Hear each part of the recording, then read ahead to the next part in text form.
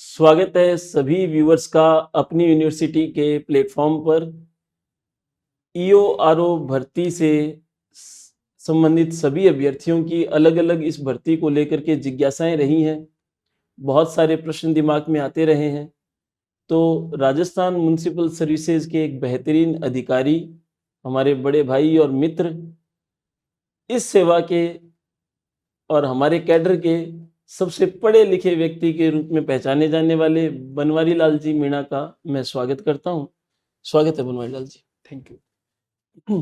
हम बहुत सारी जिज्ञासाएं जो पिछले दिनों अलग अलग प्रश्नों के माध्यम से हमें प्राप्त हुई और हमें लगता है कि जो अभ्यर्थी हैं उनके दिमाग में क्या प्रश्न, क्या कौतूहल इस सेवा को लेकर के रहता होगा, उसके संबंध में ये एक्सक्लूसिव बातचीत है डॉक्टर बनवारी लाल जी मीणा से। तो पहले तो मैं डॉक्टर साहब से, बनवारी जी से, उनकी जर्नी की शुरुआत की ये डॉक्टरी पेशे से या चिकित्सकीय पेशे से इस भर्ती की तरफ या राजस्थान म्युनिसिपल सर्विसेज में इनका कैसे आना हुआ, इनकी जर्नी की शुरुआत कैसे रही?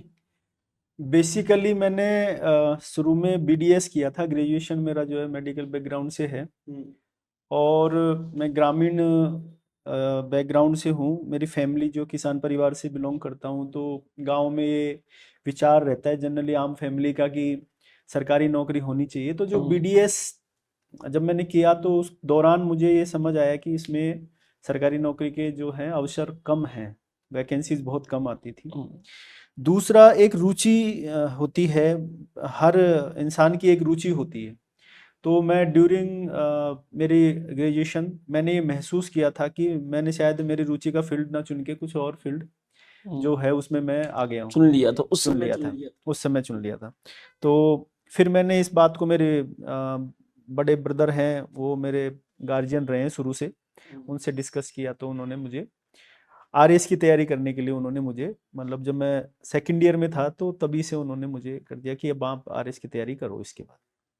तो इत्तेफाक से ऐसा हुआ कि जैसे ही ग्रेजुएशन के फाइनल ईयर के हमारे एग्जाम हुए और उसी दौरान 2012 की आरएस की भर्ती अनाउंस हो गई और हम गांव में थे। तो गांव से जैसे अनाउंस हुई तो तुरंत हम जयपुर आ गए और हमने फार्म भर दिया और तुरंत तैयारियां स्टार्ट कर दी। और इस दौरान की एक बड़ी ही इंटरेस्टिंग बात मैं आपको वैसे बताता हूँ कि जो हमारे जो गार्जियंस होते हैं वो हमको किस तरीके से गाइड करते हैं, किस तरीके से मोटिवेट करते हैं। तो जैसे मेरे ब्रदर ने किया मुझे हमेशा, तो उनका यही कहना था कि आरएस को टारगेट बनाया है तो आरएस की ही तैयारी करनी है और किसी तैयारी पे ध्यान मत देना, मतलब अपने गोल से डिस्ट्रैक्ट मत होना बिल्कुल भी।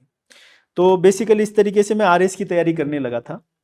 और आरएस की तैयारी के दौरान ही मैं और एक मेरा रूममेट था, हम दोनों जब तैयारी कर रहे थे तो 16 की जब मेंस लगी थी उससे कुछ पहले की बात है, तो वो अपना फॉर्म भर रहा था, ईओ की वैकेंसी आई थी और वो भी वैकेंसी भी ऐसी आई थी कि आने के बाद में उसकी डेट एक्सटेंड हुई थी दोबारा से।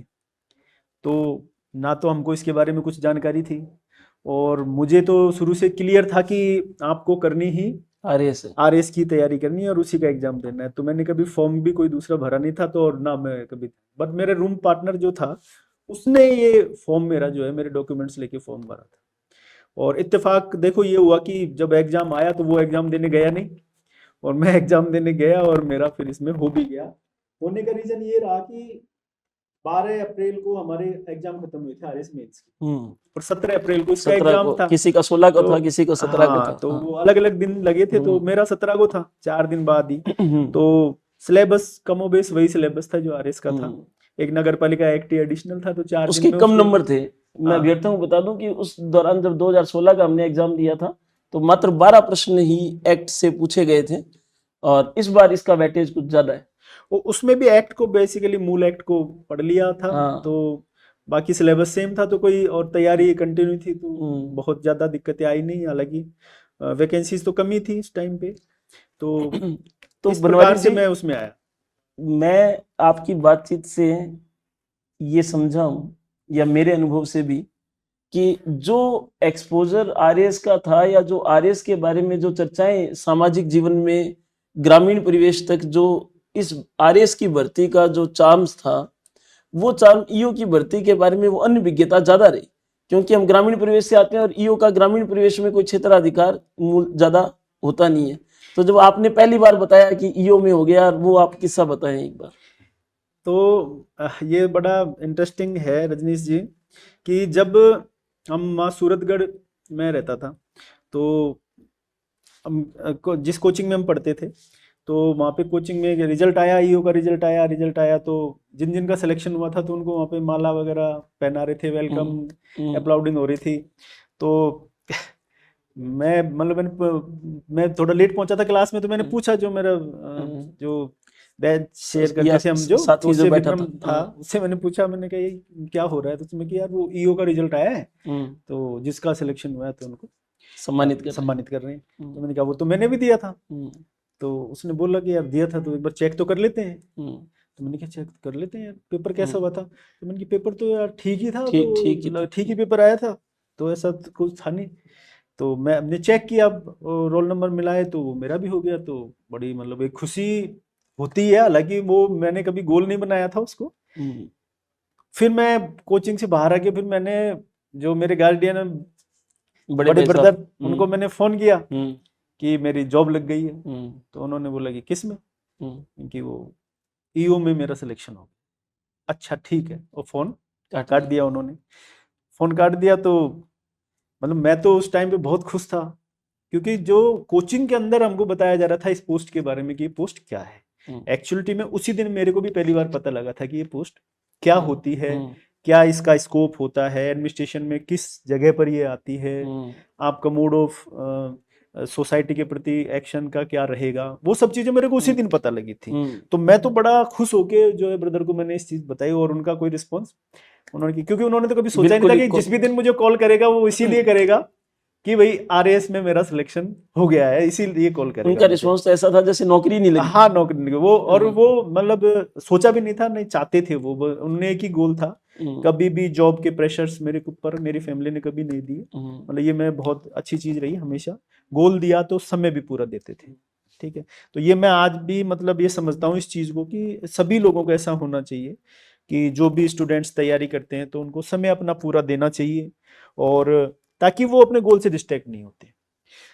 लेकिन उसके बाद में फिर वो उस दौरान क्या थे कि शहर में बैठे हुए थे, बाजार में बैठे हुए थे, तो वहां पे कुछ लोगों से उन्होंने डिस्कस किया। फिर उन्होंने मुझे आधे घंटे बाद कॉल किया वापस ब्रदर ने, और फिर उन्होंने मुझे बताया कि नहीं यार ये तो मतलब अच्छी पोस्ट होती है, अच्छा ऑफिसर होता है, और कोर जो एडमिनिस्ट्रेशन है उसका पार्ट होता है। इस तरीके से लोगों ने उनको बताया, तो उन्होंने मुझसे डिस्कस किया।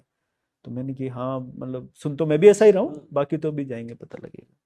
तो इस तरीके से मतलब सिलेक्शन हुआ, तो उसके बारे में ना तो मुझे इसके बारे में कुछ पता था, ना मेरी फैमिली को इस बारे में पता था। और उसका रीज़न ये था कि रूरल एरियाज में हम रहते हैं ना, तो म्यूनसिपलिटीज जो होती हैं वो अर्बन एरियाज में काम करती हैं, और उनका क्षेत्राधिकार जो होता है बड़ा ही व्यापक होता है म्यूनसिपलिटीज का होने को, लेकिन वो क्या अर्बन एरिया तक सीमित रहती है, इसलिए रूरल एरिया के लोगों को उसके बारे में जानकारी नहीं होती। मैं आपकी बातचीत से इन्हीं बिंदुओं को अभ्यर्थियों तक पहुंचाना चाह रहा हूँ कि चूंकि अधिकांशतः भारत गांवों में बसता है, और अधिकांशतः हमारे जो अभ्यर्थी हैं वे भी ग्रामीण पृष्ठभूमि से आते हैं, तो उनको ईओ की नौकरी को लेकर के जो चर्चाएं हैं उन तक कम पहुंचती हैं, उनका उस ऑफिस से वास्ता कम पड़ता है। तो कई बार हम इस जॉब को 2M दर्जे का आरएस की तुलना में कहें तो सेकंड प्रायोरिटी के रूप में सोचते हैं कि आरएस में हो तो बहुत बेहतरीन है, जबकि ईओ तो एक अलग तरीके की या एक बहुत ही 2M दर्जे की नौकरी हमें नजर आती है। और ऐसा हम सब के साथ भी हुआ, क्योंकि 2016 तक भी इस भर्ती को लेकर के ज्यादा एक्सपोजर नहीं था। अब आप ये बताएं बनवारी जी कि आज वो आरएस की तैयारी का एक दौर था। अच्छा, ये जो ईओ साहब ने कही सारी बातें कि भाई आरएस से नीचे कुछ नहीं, और ये जो सारा कि मैंने तो फॉर्म भी नहीं भरा था, दोस्त ने फॉर्म भर दिया, इससे कहीं भी किसी के दिमाग में ये शंका नहीं आनी चाहिए कि वहां मेहनत का या पेपर के प्रति डेडिकेशन का कोई अभाव था, है ना। वो बहुत ज्यादा डेडिकेशन था, लेकिन वो आरएस एग्जाम के प्रति था, और उस समय आरएस एग्जाम के बिल्कुल नजदीकी ये एग्जाम था, और लगभग सिलेबस सारा का सारा 90% तक सेम था। इसलिए न केवल बनवारी जी का, न केवल मेरा, न केवल 2-4 और लोगों का, बल्कि पूरे बैच में जो 2016 में सिलेक्ट हुए कोई भी व्यक्ति, वो सभी ये कहेंगे कि हम तैयारी आरएस की कर रहे थे, ईओ हमारा बाई प्रोडक्ट वहां हो गया। रेयरली कोई ऐसा व्यक्ति होगा।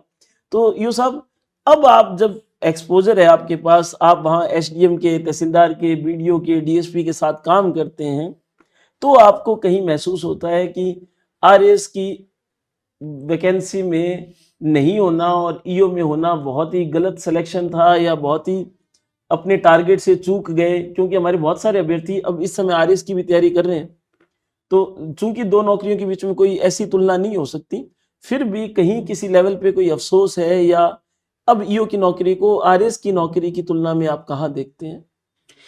देखिए, मैं यही कहूंगा कि तुलना तो एक अलग चीज हो गई, तुलना तो मैं नहीं करूंगा, बट मैं ये जरूर आपको बता सकता हूं कि प्रशासन में ये पद कहाँ पे स्टैंड करता है और प्रशासनिक दायरा कितना बड़ा है इसका, और जो एक लोक सेवक होता है उसकी जो मूल भावना होती है वो लोक कल्याण और समाज कल्याण की भावना के पीछे वो चलता है, उसमें इसकी कितनी बड़ी भूमिका होती है, वेलफेयर स्टेट को ऑर्गेनाइज करने का सारा में इसकी कितनी बड़ी भूमिका है, वो सब चीजें जरूर मैं आपसे डिस्कस करना चाहूंगा।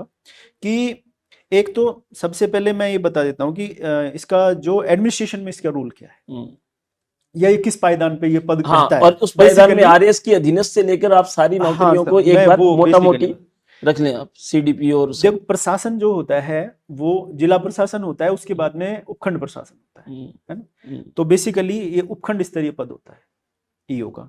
और उपखंड पे अब पुलिस को अपन एक बार हटा देते हैं साइड में, तो 4 ही पद होते हैं जिनके अंदर पूरा प्रशासन चलता है, खत्म हो जाता है, मतलब प्रशासन उसी में समाहित है। एसडीएम, तहसीलदार, बीडीओ और ईओ, इसके अंदर सारा प्रशासन आ गया। इसके अंदर से 3 नौकरियां आरएस के एग्जाम से होती हैं और ईओ वाली है जो ईओ वाली इसके अलग से सेपरेट होती है। बाकी इन 4 के अंदर पूरा प्रशासन होता है। जबकि मैंने अभी मेरी 8 साल की सर्विस हो गई, इसमें मैंने देखा है डिस्ट्रिक्ट एडमिनिस्ट्रेशन में भी मीटिंग्स भी जो होती हैं वो इसी तरीके से ऑर्गेनाइज करी जाती हैं, ये 4 ऑफिसर्स को इन्वॉल्व करके, ताकि कि पूरा जो है रिव्यू होता है, योजनाओं का भी होता है, क्षेत्र का भी होता है, पब्लिक का भी, जो भी परिवर्तन कह देते थे मीटिंग के लास्ट में कि एसडीएम साहब, बीडीओ साहब और ईओ साहब आप रुक जाओ, बाकी जाओ। बेसिकली क्या है कि जो हमारा जो प्रशासनिक ढांचा बना हुआ है भारत का और राजस्थान का जो बना हुआ है, वो बना हुआ ही इस तरीके से, वो बना हुआ इस तरीके से, उसका एक पार्ट लॉ एंड ऑर्डर होता है, उसको एसडीएम और तहसीलदार जो है वो अपने तरीके से देखते हैं, रेवेन्यू को समाहित करते हुए, ठीक है। दूसरा होता है हमारा ग्रामीण प्रशासन और शहरी प्रशासन, तीसरा। तो हमारा बस प्रशासन फिर इसके बाद में समाप्त हो जाता है। उसके बाद में जो है इंडिविजुअल विभागीय सेवाएं रह जाती हैं सारी। बाकी ये विभागीय सेवाएं नहीं होती, इनमें सारे विभागों का सारे विभागों का समावेशन इसके अंदर होता है। तो मैं कहूँगा कि 4 मुख्य पद होते हैं ब्लॉक पे, उन 4 मुख्य पद में से एक पद जो होता है ईओ का होता है।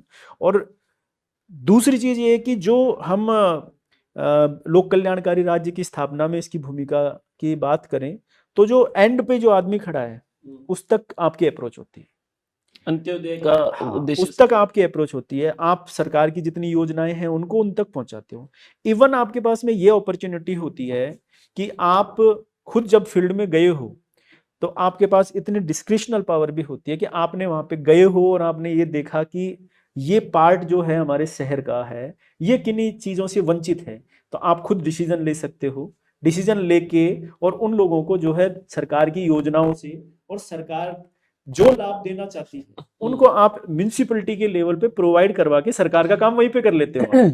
बनवारी जी, मैं इस बात में थोड़ा सा आपको टोकूंगा कि ये मोटा मोटी बात तो यूं कहने में आ जाती है कि लोक कल्याणकारी राज्य रहो।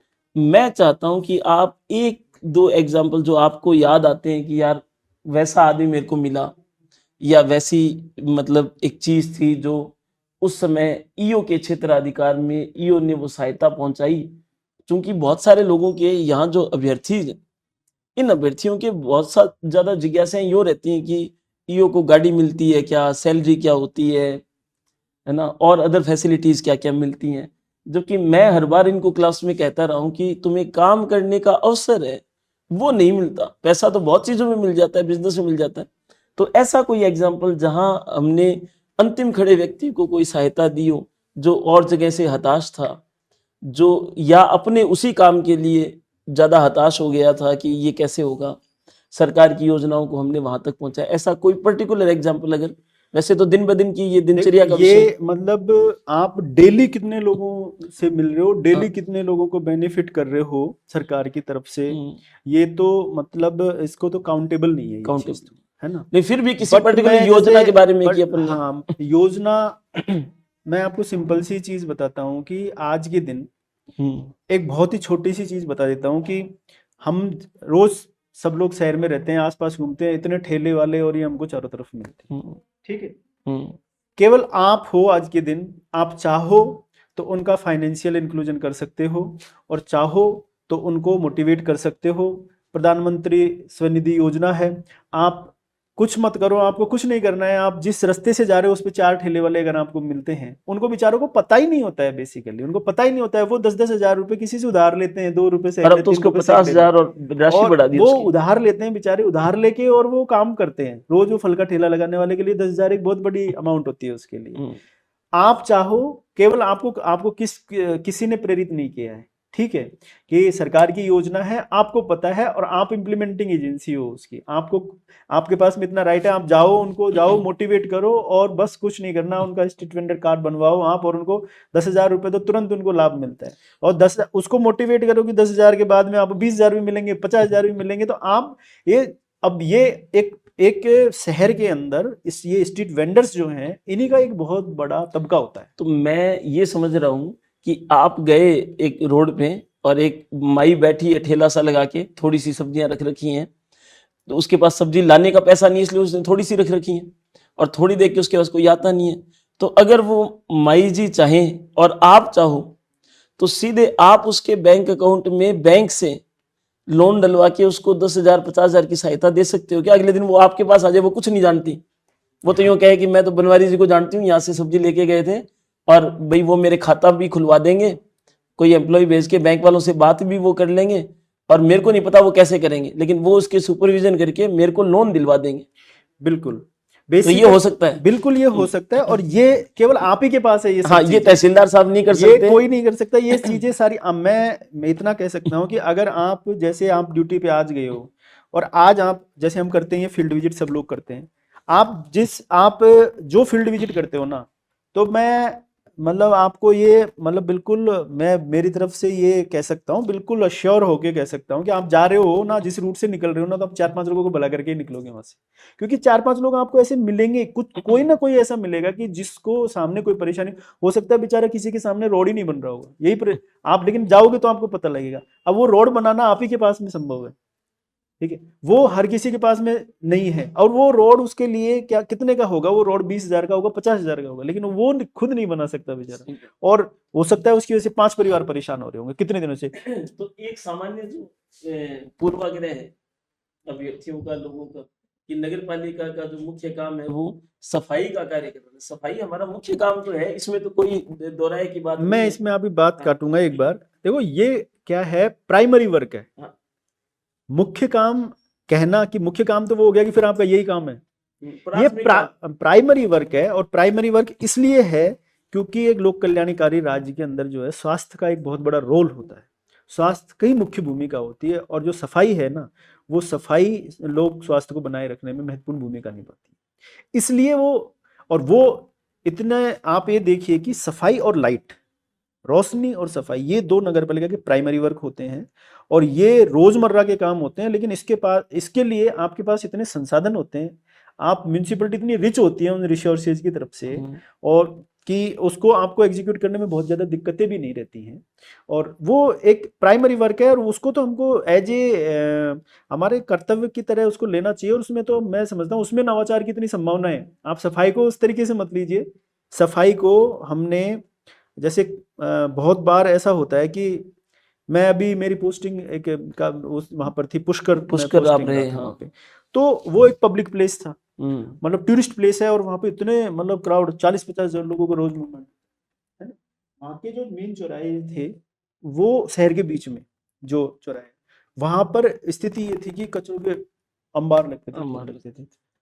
हमने मतलब उस पे थोड़ा अध्ययन करा कि यार मतलब ये तो बड़ी गलत बात है कि अगर टूरिस्ट आ रहा है और उसको मतलब मेन जो भारत की छवि, हाँ उसको पुष्कर की कि छवि। ब्रह्मा हाँ। मंदिर जा रहा है और उसके बाहर ही उसको ढेर मिल रहा है कचरे का।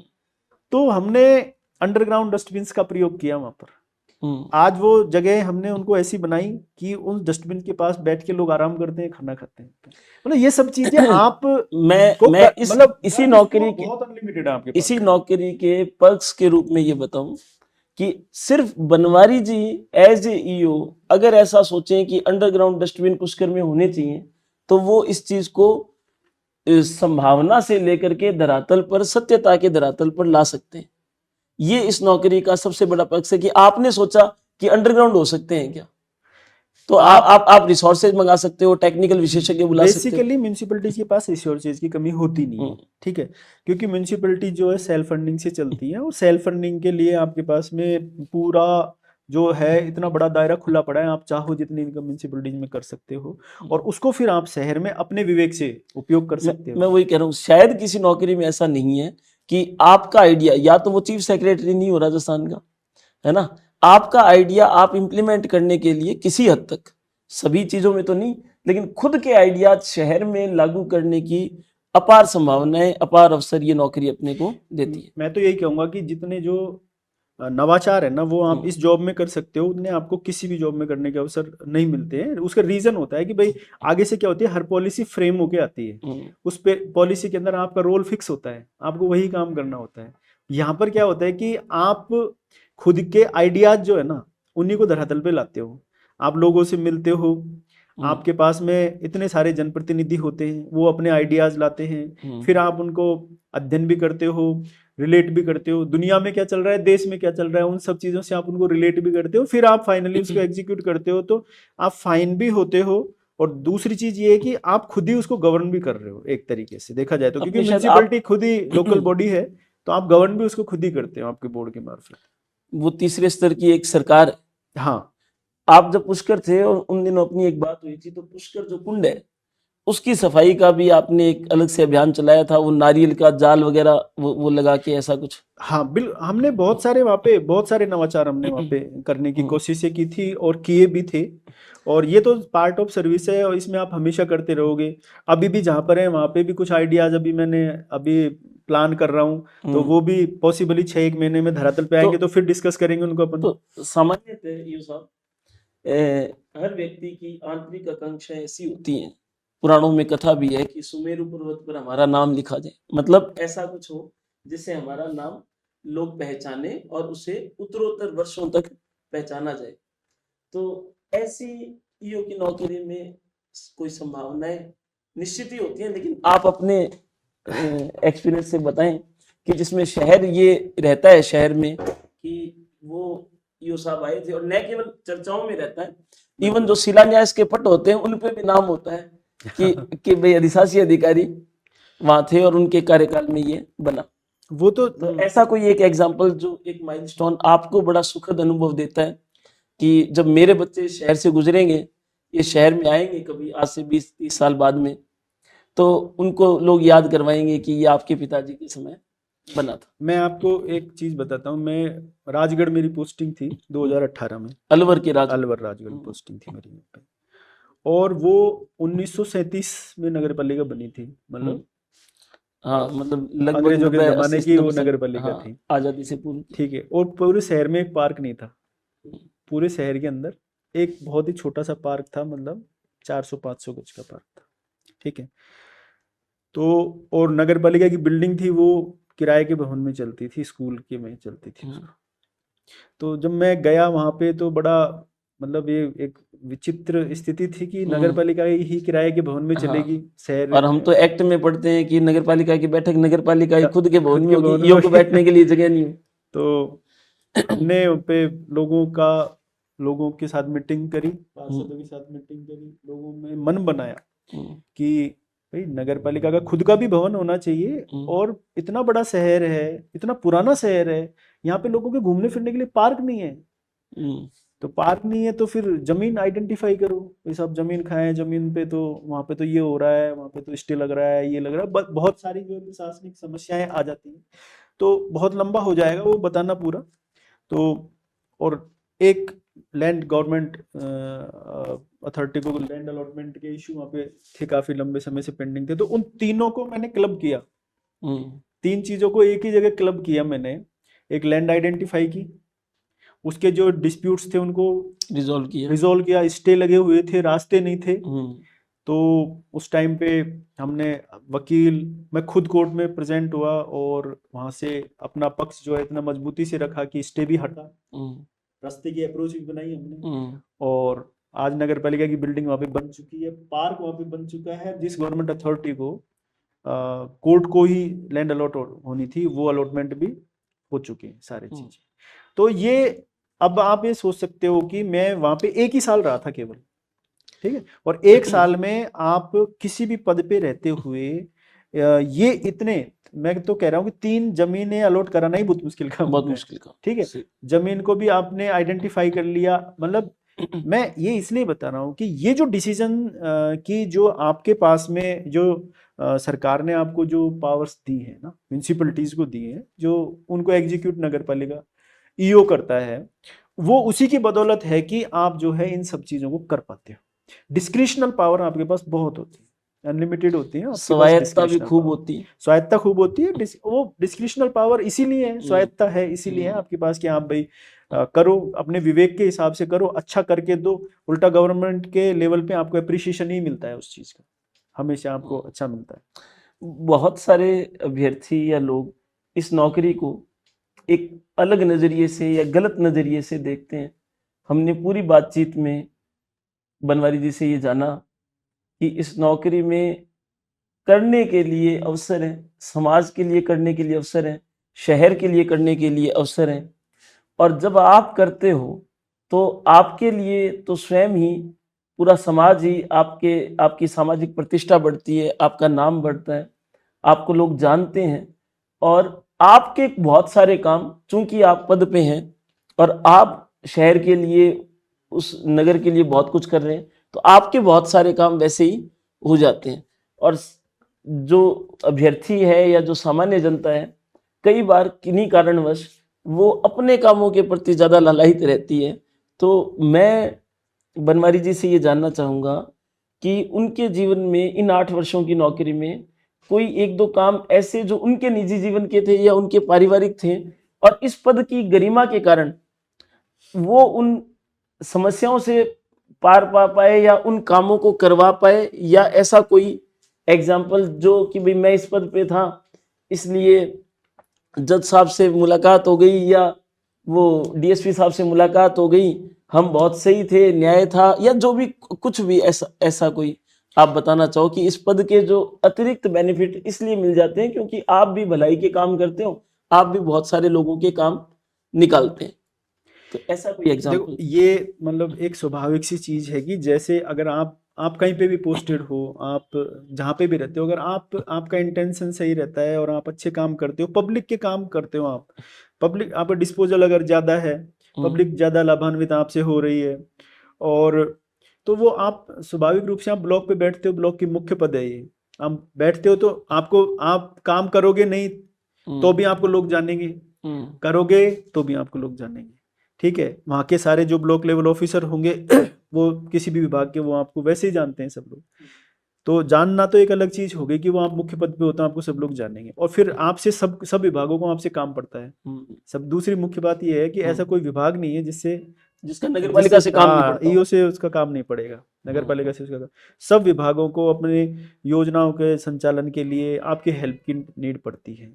कुछ भी आप ये मानो कि मैं तो कहता हूँ कि पिन से लेके पहाड़ तक का कोई काम अगर शहरी क्षेत्र में पड़ रहा है, किसी भी विभाग का है, तो उसमें नगर पालिका का इन्वॉल्वमेंट होता ही होता है, नगर पालिका की भूमिका। हाँ बिल्कुल, ब्लॉक लेवल का कोई भी प्रोग्राम होगा उसमें आपकी मुख्य भूमिका होती है, हर चीज के अंदर आप ही का रोल होता है बेसिकली। तो लेकिन ये है कि आप अगर अच्छा काम करते हो तो आप दूसरे जो ब्लॉक लेवल ऑफिसर्स होते हैं, दूसरे विभागों के होते हैं, उनकी नज़रों में भी आपकी एक इमेज तो सेटअप होती ही है कि भाई ये अच्छे अफसर आए हैं नगर पालिका के अंदर, ये अच्छा काम करते हैं। और फिर अगर किसी, कई बार क्या होता है कि बहुत लोग, हम रोजमर्रा के जीवन में ऐसे देखते हैं कि बहुत लोग काफी दिनों से किसी दफ्तर के चक्कर लगा रहे हैं, लीगल काम होता है, लेकिन उनको क्या कि प्रॉपर उनको बेचारों को पता ही नहीं होता किस बाबू से जाके बात करनी होती है। और अगर आपकी प्रशासन में अगर आपकी इमेज अच्छी है और फिर आप उस कार्यालय अध्यक्ष को अगर आप फोन कर देते हो एक बार कि सर एक बार ये देख लेना, एक आदमी बहुत दिनों से परेशान हो रहा है, इसका लीगल काम अगर हो तो आप देख लेना, वो आपके मतलब आपके फोन को इतना तवज्जो मिलती है उस टाइम पे। और उस तवज्जो का रीजन होता है कि आप किस तरीके से आपका वर्क एग्जीक्यूशन, अगर आपका अच्छा है, अगर आप पब्लिक बेनिफिट में काम करते हो तो डेफिनेटली अपने आप आपकी इमेज जो होती है वो अपने आप जाती है। आप एक जगह से दूसरी जगह ट्रांसफर होते हो ना, तो आप भी बाद इमेज में जाती है। आप बाद में पहुंचते हो, आपकी इमेज वहां पे पहले पहुंच चुकी होती है बेसिकली। तो एक इस नौकरी का एक और पक्ष है कि अपने शहर में नौकरी करने का अवसर मिल जाता है, जो आपको बहुत मिला। हाँ बनवारी जी बांदीकुई के पास कोलाना गांव के हैं जी। और बांदीकुई पदस्थापित होने का इनको अवसर मिला, जो सामान्यतः उपखंड स्तर के अधिकारियों को कम ही मिलता है। तो इसके क्या फायदे होते हैं, अतिरिक्त फायदे इसके क्या होते नहीं बिल्कुल, ये मैं बिल्कुल कहूँगा कि ये अपना ये जो ईओ का कैडर है इसी में ये अभी तक प्रतिबंध नहीं है कि आपको होम डिस्ट्रिक्ट या होम तहसील नहीं मिल सकती है, तो इसमें मिलती है। और आप मैंने जैसा बताया आपको पहले भी कि मतलब आप वहाँ पे गए हो जहाँ पे आप पोस्टेड हो तो आपको मतलब इतनी पब्लिक से मिलने का मौका मिलता है, इतने लोगों से मिलने का मौका मिलता है और इतना काम करने का मिलता है। बेसिकली आप लोगों को ओब्लाइज इतना कर देते हो लीगल वे में, हैं? कोई इलीगल वे की मैं नहीं कह रहा हूँ, लीगल वे में इतने ओब्लाइज होते हैं लोग, तो आपकी जो सामाजिक जो छवि है ना वो आपको एनहांस होती है, निश्चित रूप से एनहांस होती और हमारे नौकरी करने का आर्थिक या रोजगार के अलावा जो मुख्य उद्देश्य है वो शायद मैं समझता हूँ कि सामाजिक प्रतिष्ठा है। है। देखो इंसान मैं ये आदमी क्या होता है कि नौकरी कोई भी आदमी आज जो लोग तैयारी कर रहे हैं उनका भी उद्देश्य ये है कि भाई आर्थिक स्वायत्ता आएगी उनके पास में, है ना, सामाजिक आर्थिक कारण और सामाजिक प्रतिष्ठा उनको मिलेगी। पद आज कोई आरएस की तैयारी कर रहा है या ईओ की तैयारी कर रहा है, सामाजिक प्रतिष्ठा तो सामाजिक और पारिवारिक प्रतिष्ठा तो एक उसका पार्ट है। मुख्य पार्ट हाँ, है। उसको कोई भी आदमी जो है इग्नोर नहीं कर सकता, डिनाई नहीं कर सकता उस चीज तो से कि भाई ऐसा नहीं है। अपने शहर में और आके वो अपने नौकरी करने का मौका मिले तो सामाजिक प्रतिष्ठा दुगनी हो प्रतिष्ठा जाती है। दुगनी हो जाती है बिल्कुल। और मेरे साथ तो बिल्कुल ऐसा रहा कि मैं वहाँ पे पोस्टेड रहा करीब 2.5 साल, और 2.5 साल में मतलब मेरा वहाँ पे लोगों से इतना, आज मुझे मैं शुरू जयपुर पढ़ा हूँ तो मेरे को मतलब वहाँ पे कोई जानता भी नहीं था वहाँ पे, लेकिन आज इतना है कि मेरे को शायद मैं जाता हूँ तो इतने सारे लोगों से मैं मिलता हूँ। अब मैं जब भी गाँव जाता हूँ, बांदीकुई जाता हूँ, आसपास कहीं भी जाता हूँ तो मुझे ऐसे आसपास के गांव तक में भी लोग ऐसे होते हैं कि पहचानते हैं। पहचानते हैं, वो पहचान आपकी बनती है स्वाभाविक रूप से। और क्षेत्र में जब आपको पदस्थापित होने का मौका मिलता है तो लोगों की क्या होती है, अपने आप महत्वाकांक्षाएं भी आपसे बढ़ जाती हैं कि अरे ये तो अपने यहीं का लड़का है। तो वो अब वो ऐसे आएंगे आपके पास में कि जैसे आप उनके छोटे भाई हो, वो आपके पास में उस हैसियत से आएंगे ही नहीं, और वो आपको उस टाइम काम करने में भी बड़ा अच्छा लगता है। और अपने काम भी, अपने बचपन में भी कुछ सोचा होता है ना, अपने को कुछ काम, हाँ जैसे अपने स्कूल की बिल्डिंग है ना, उसके बाहर मतलब ऐसा है कि लोग में उस दीवार को गंदा रखते हैं, यूरिनल्स बना रखे हैं, और अपना बचपन का स्कूल रहा है तो ये साहब जाते ही सबसे पहले यार उस जगह को सुधारें।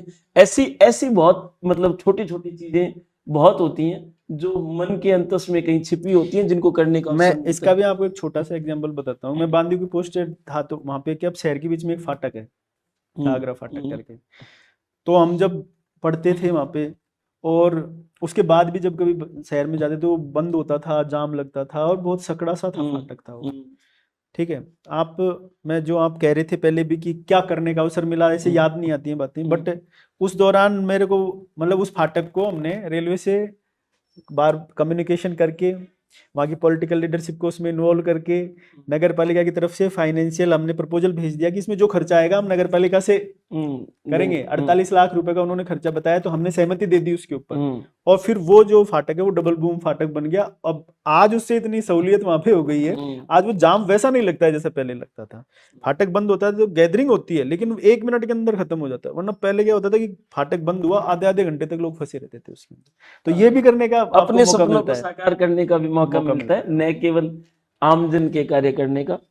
तो ये थे डॉक्टर बनवारी जी मीणा। एक दूसरी चीज में एक रह गई जो मेरे से आप बात पूछा उसका मैं जवाब दे नहीं पाया उस समय पे, कि मैं जब इसमें सिलेक्शन हो गया उसके बाद में कि आप मुझे कोई मलाल तो नहीं है कि आरएएस नहीं बन हाँ पाया, है ये ना। मैंने पूछा। तो निश्चित रूप से क्या होता है कि हम एक, हर आदमी का क्या एक लक्ष्य होता है ना। तो लक्ष्य को तो वो आदमी प्राप्त करना चाहता है, ठीक है। और लक्ष्य को नहीं प्राप्त करता है तो उसके मन में कुछ ना कुछ तो रहेगा, है ना। लेकिन मेरा ये है कि जैसे इस जॉब के बारे में हम जानते नहीं थे, लेकिन जब हम इसमें आ गए उसके बाद में हमने उस जो ये आरएस भर्ती का जो सर्विस का जो चार्ट होता है उसमें दर्जनों सर्विस हैं, उनसे आप अगर इस सर्विस को कंपेयर करोगे तो मुश्किल से 2-3-4 पोस्ट होंगी जिनको मैं इससे बेहतर मानूंगा, जिसके लिए आप इसको छोड़ के फ्यूचर में जाओगे। किसी का अगर ईओ में सिलेक्शन हो गया और वो बाद में भी आरएस की एग्जाम देता है तो मुश्किल से उसमें 3-4 पोस्ट होंगी, 2 या 3 हद पार के। आप कौन कौन सी मानते हैं? आप तो डायरेक्टली मैं तो ये मानता हूँ कि आरएस, अगर आपका आरएस में सिलेक्शन हो तो आज आप कौन सी प्रायोरिटीज भरेंगे और बाकी भरेंगे ही नहीं कि मैं तो देखो क्या है कि एक ही भरूंगा अब, है ना। अगर मान लो आज के दिन तो शायद कि मैं जाना भी नहीं चाहूंगा, लेकिन अगर भरूंगा तो एक भरूंगा केवल आरएएस की, एसडीएम की। उसके अलावा क्या है कि आरपीएस जो है उसका जॉब का जो नेचर है वो मुझे सूट नहीं करता है, तो मैं तो उसमें जाना ही नहीं चाहूंगा। दूसरी रही कि मैं किसी सर्विस के लिए ऐसे नहीं कहूंगा कि कोई इससे अच्छी नहीं है, लेकिन कोई इससे मैं अगर मतलब मैं तो अगर तुलना करूंगा तो मुझे नहीं लगता कि फिर इससे बेहतर कोई कार्य करने के अवसरों के हिसाब से, डाइवर्सिटी के हिसाब से, मतलब वर्क स्कोप आपका जो आपको करने का जितना मौका, मैंने बताया ना आपको कि आप मतलब रेलवे का काम भी आप करवा सकते हो अगर आप सोचोगे, विल रखोगे तो वो भी आप करवा सकते हो। मैं इसमें एक किस्सा शेयर करूं कि हम बचपन में जब 26 जनवरी 15 अगस्त में लड्डू खाने के लिए 15 अगस्त को स्कूल जाते थे सुबह 7 बजे, तो मैं हमेशा ही लड्डू खा के जब वापस लौटते थे तो तालू के जीभ रगड़ते हुए लौटते थे, क्योंकि वो लड्डू डालडा घी के होते थे। अब वो जिम्मेदारी शहरी क्षेत्र में नगर पालिका पे आ जाती है कि स्कूल के बच्चों को लड्डू देने हैं। बिल्कुल। तो अब मैंने ये डिसाइड कर लिया है कि जब भी होगा मैं नगर पालिका में हलवाई बिठा लेता हूँ, सरस का ही घी इस्तेमाल, मतलब मैं कोई ब्रांडिंग नहीं कर रहा हूँ सरस की, लेकिन कोशिश करते हैं कि कम से कम देसी घी के लड्डू बच्चों को मिले। तो आपके पता नहीं अनजाने में आपके अचेतन में कितने ऐसे सपने हैं जिनको आप एज ए ईओ उन सपनों को साकार कर सकते हैं। ये थे हमारे साथ डॉक्टर बनवारी जी मीणा, हाल चाकसू नगर पालिका में अधिशासी अधिकारी हैं, 2016 बैच के हैं, बहुत ही सुलझे हुए और हमारी सेवा के डायमंड अधिकारी में से एक हैं। आप अब इस नौकरी में आ जाएंगे ऐसी ईश्वर से आशा करते हैं, तो तब आपका इनसे व्यक्तिगत परिचय भी होगा और आपको नौकरी के आने के बाद भी बहुत कुछ जानने को बनवारी जी से मिलेगा। फिर भी मैं अपने अभ्यर्थियों को और सभी सुनने वालों को ये एक मौका और देते हैं कि आप बनवारी जी से कोई आपकी जिज्ञासाएं हों और हों तो हमें इस वीडियो के कमेंट बॉक्स में डाल सकते हैं। हम कोशिश करेंगे कि पेपर से पहले एक बार और आपको मोटिवेट करने के लिए, मोटिवेशन हम ये समझते हैं, अपनी यूनिवर्सिटी का ये कंसेप्ट है कि मोटिवेशन ये नहीं है कि आपको बहुत ज़्यादा उद्वेलित करके, उत्तेजित करके किसी एग्जाम के लिए तैयारी कराई जाए। मोटिवेशन का मतलब ये है कि आपके भीतर से वो आवाज़ आए कि हाँ ये जॉब मेरे लिए ठीक है, ये चीज़ मेरे जीवन को सही कर देगी, और वो इतना आंतरिक हो कि वो मोटिवेशन लगातार बना रहे। और ऐसा ही मोटिवेशन इस साधारण बातचीत से भी आपको मिलता है, जो हमने सामान्य प्रश्न पूछे उनसे भी मिलता है, वो आपको अधिकारी के व्यक्तित्व से मिलता है, उसकी बातों से मिलता है। तो मैं एक अवसर और दूंगा कि कभी भी एग्जाम से पहले आप कमेंट लिख के अपनी कोई जिज्ञासाएं हो वो बनवारी जी से पूछने के लिए हमें कमेंट बॉक्स में डाल सकते हैं। और एक अंतिम बात मैं और पूछूंगा, बनवारी जी आप ये बता दो कि तैयारी करने वाले अभ्यर्थी हैं, आपने भी एक्ट पढ़ा है ना, तो वो क्या कैसे पढ़ना चाहिए, मतलब एक्ट को कैसे पढ़ें या कौन सी बुक फॉलो करें, और मार्केट में भी अलग अलग तरीके के नोट्स चलते हैं तो क्या पढ़ें? नहीं, बुक तो आप ओरिजिनल जो भी, मैं तो ये कहूंगा कि जो ओरिजिनल एक्ट मैंने भी रखा है। हाँ, तो जो आप कुछ भी लाओगे ना, अगर मान लो आप जैसे किसी राइटर की लाओगे ना बुक जिसने उससे ही बनाई है, तो उसमें कुछ ना कुछ वो अपने हिसाब से कुछ चेंजेस उसमें होते हैं। तो उसकी जो मूल, मैं तो कहता हूँ कि उसका एक नेचर होता है हर चीज का, उस नेचर से वो डाइवर्स करता है। और उसके एक्ट, तो मूल एक्ट बहुत ज्यादा मुश्किल है क्या? जैसे दो नहीं, दो बड़ी किताबों में एक्चुअली एक्ट नहीं है वो, तो उसके अंदर बहुत सारी योजनाएं और बहुत सारे रूल्स हैं। तो सिलेबस में जो अपने पार्ट है, केवल वो टॉपिक आप उसमें से लो, फोटोकॉपी करवा लो और पढ़ो उनको। और किसी से भी, मैं तो किसी की ब्रांडिंग नहीं करूंगा यहाँ पर, आप कहीं से भी लाइए, लेकिन मूल जो पब्लिशर हैं उनसे लाओ आप। और जो उस- एक्ट सरकार ने जो प्रकाशित करा है ना, हाँ। वो जो गजट में जो पब्लिश हुआ है ना, आप उसको लाओ। उसकी आपके सिलेबस में जो जो टॉपिक है उनका आप फोटोकॉपी कर लो, उनको पढ़ो आप। बस मैं तो यही कहूंगा इसके लिए। ठीक है, ऑल द बेस्ट सभी विद्यार्थियों को, अभ्यर्थियों को, और बहुत बहुत धन्यवाद डॉक्टर बनवारी जी मीणा को, जो आपने अपना कीमती समय हमें दिया। आप पधारे और अभ्यर्थियों से रूबरू हुए। धन्यवाद डॉक्टर साहब। Thank you.